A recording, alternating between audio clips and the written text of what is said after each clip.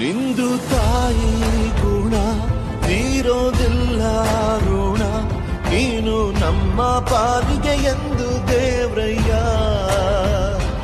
ತಾನು ನೋವಾ ನುಂಗಿ ಜೀವ ನೀಡೋ ಮಗ, ನಿನ್ನ ಪಡ್ಕೊಂಡಿದ್ದೆ ಪುಣ್ಯ ಗಣಯ್ಯ.